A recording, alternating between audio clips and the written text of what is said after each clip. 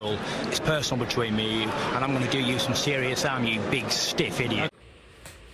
The untouchable True School Sports Empire proudly presents something the boxing game's missing. Hey, what's going on? It's your boy BT, and I came here to talk some boxing with the thousands of True School Sports subscribers. Now, this is the official Eric Tudor versus Domani Cato-Cain post-fight review.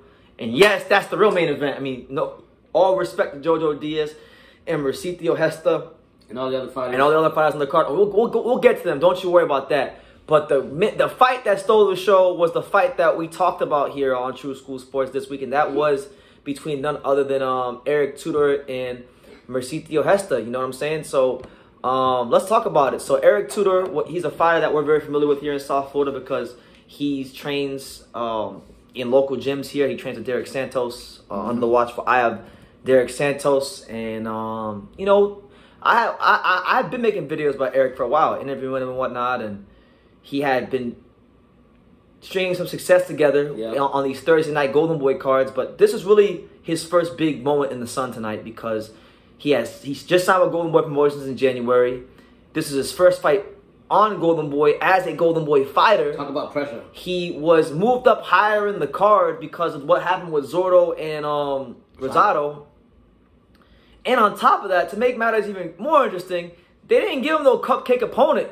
They gave him Domani Cato-Cain, who was 7-0-1 himself, and six knockouts. You know, he was a fighter that really had a lot of athleticism, a lot of good boxing skill. He's been in the camp with guys like Crawford and Mario Barrios. Can box out of both stances pretty well. So for this being your 8th pro fight and your first fight on your new promotional company, they gave him a pretty tough opponent. It definitely did. And this fight stole the night. To me, this fight stole the night because in the first round and a half, you had Domani Cato-Cain and Eric kind of trying to jockey in position in the ring. Eric having success with that long jab and touching him with the right hand lightly.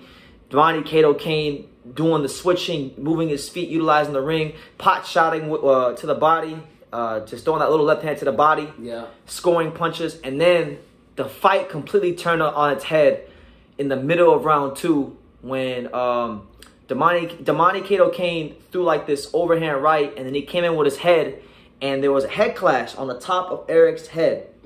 And a bunch of blood started gushing from the top of Eric's head. And it woke up the beast. To talk to him, what happened when Eric got his head cut? Listen, man, when I seen Eric go like this, like oh fuck, I'm coming for it. I would say you woke up a sleeping giant or the bear, and boy did he turn it on. I've seen fighters that are more experienced than Eric that will actually get cut and just drag the fight on to survive and because they're pretty face or whatever. They're trying to con their way through the round. Eric seen blood, and it was just like a shark when he closed his eyes and attacks. He just went in there and he started throwing combination. I said, where the fuck did this come from, Brandon? So shout out to him, man. It almost makes you wonder if... I gave him my respect. He fought like a dog tonight, and he showed it. If Eric didn't get cut, I almost wonder like if he would have ever woke up, because the way it was looking early, you know, it was still pretty early in the fight when he got cut, but I'm just saying, like... Yeah, because, I mean... the fight literally flipped. The minute that cut happened, the fight flipped. Yeah, because he was like, throughout the early rounds, I'm like, Brandon, man, he's only thrown one punch combination here, there, and Cato-Cain... Not Cato-Cain. It's Cato-Cain. Cato-Cain from OJ. Cato-Cain, I'm sorry again. Cato-Cain came in there and he was throwing jab and throwing combinations. I said, Brandon, he's got to do something. And when that blood came out, boom. It was just like instant. You hit a different shift. It's like going from first to 5th right away. And one more thing else, I got to switch it back to him. Another thing that I like that my son was telling me for a long time, but I really haven't seen him spar or nothing like that. That fucking right. Lining them up over. I mean, nothing against that King got hurt and everything, but that right damn near closed his whole left eye shut. Even before he got cut, when he started throwing that right, I said, "Damn, Brandon, you ain't lying." It was like boom, boom. So he's got a nasty right. He's showing me a lot of things about him. We got a good future in him. Even me, like, you know, shout out to King. Even me, like, knowing Eric, seen him spar, seen him train, knowing how he is as a person, like, he answered a lot of questions with me tonight, and. It was crazy because after the cut, when he started like landing some shots on him, he got real comfortable. He started boxing with his hands down. You saw him showing some emotion, and he's not like anybody out there in South Florida who knows Eric, you know he's not an emotional guy. Very subdued, very quiet. Very subdued, very to himself. Yeah. You know, very measured with his words. But you know, you saw the other side of Eric tonight, so it was great to see. And I think, like I said it a while ago, I'll say it again. Golden Boy has a really good one.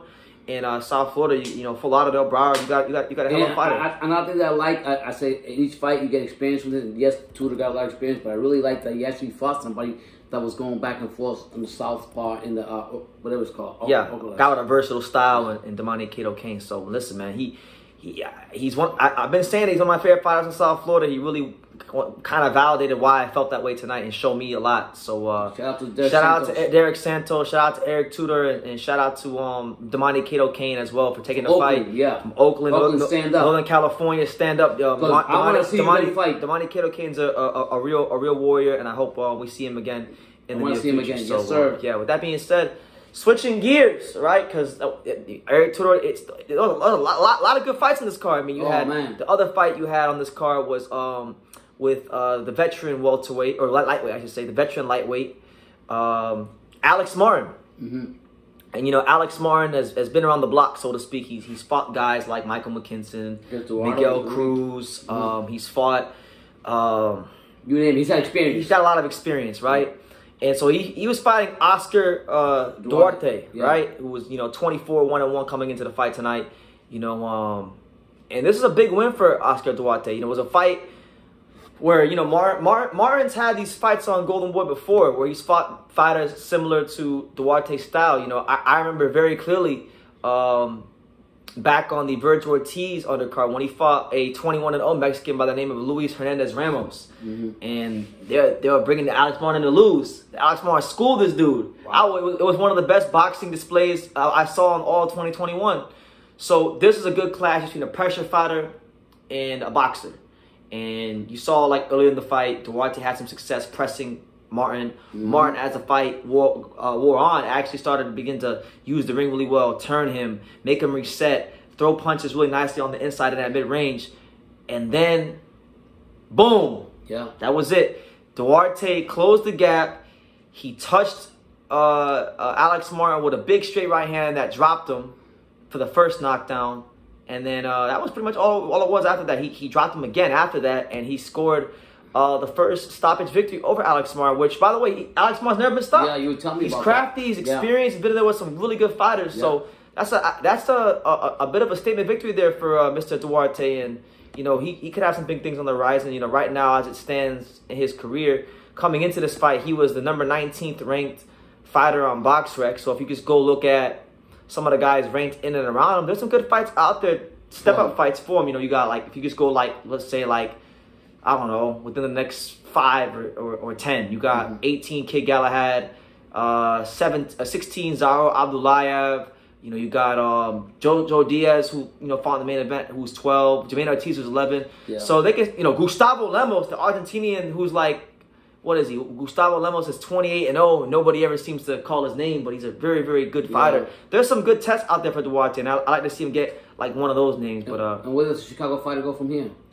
Alex Martin. I mean, I think if he continues to box, Golden Boy will continue to use him because as an opponent, because this is the guy that pretty much helped save the show because McKinson was supposed to fight Virgil. Yeah. He took the fight with McKinson on like 2 or 3 days notice. So he gave respect to Golden Boy. Golden Boy is going to look out for him, I believe. I believe. And I got nothing bad to say about Martin. Martin has always been, you know, he's never been able to consistently win the fights that he needed to win, but he's always been in the fight. He's been competitive, and he's a good, crafty, slick southpaw. So he's someone that, if you're not on your P's and Q's, you could end up like Luis Hernandez Ramos and get schooled. And honestly, I thought before that night, it was starting to look like he was finding his rhythm in the fight. So Duarte found that shot at just the right time. So caught his ass. So there was that. And then, so a good fight there. And then the main event, you had Jojo Diaz taking on Mercito Gesta. You know, 2 good fighters, 2 guys that have, one guy has won a world title, one guy has challenged for a world title. They've both been at a good level in boxing. Kind of similar to the Duarte Martin fight. This fight was a fight where you had one guy who was trying to be the pressure fighter and one guy that was really trying to be more of the boxer. Gesta got on his toes, used a game plan that featured a lot of volume punching. That jab helped him. That jab. You know, Jojo Diaz gave a lot of the early rounds away, came in that high guard, but once he got in there, he started piecing this dude up down on the body, working. I don't know how the Philippines held on, like in some of the rounds where Jojo came in, they got him by the ropes and pounded the shit out of him. I thought he was going to take him out, and he didn't. Yeah. And I thought Gesta handled those nervy moments in the fight. He handled them very well, so shout out to him. This is a much-needed win for his career, and now he could probably be in line for some bigger things at 135. Maybe he can go fight a Williams Pettis or something like that. So shout out to it. Overall, it was a great card. You know, the one thing I will say to be a negative Nancy was before the fight started, I saw who the judges were, and I saw that Alejandro Rochin was the judge. And this is a guy that I have no tolerance for in boxing. Every time I see his name, I know if the fight goes the distance, some fuckery about to be involved. So like Alejandro Rochin, this is a guy that, you know, he had a bad scorecard in the Fury Wilder fight. This is a guy that had one of the most egregious scorecards ever last year in the Max Ordonales-Hector Valdez fight. And tonight was no different. He turned in a 99-91 scorecard in favor of Gesta, which, you know, Gesta, you know, I'm not actually thinking he won the fight, but it wasn't no wide fight like that. This was a close fight. Could have went either way, and especially in a 10-rounder. Brendan has receipts about him, too. And I confronted him last year on Facebook about it.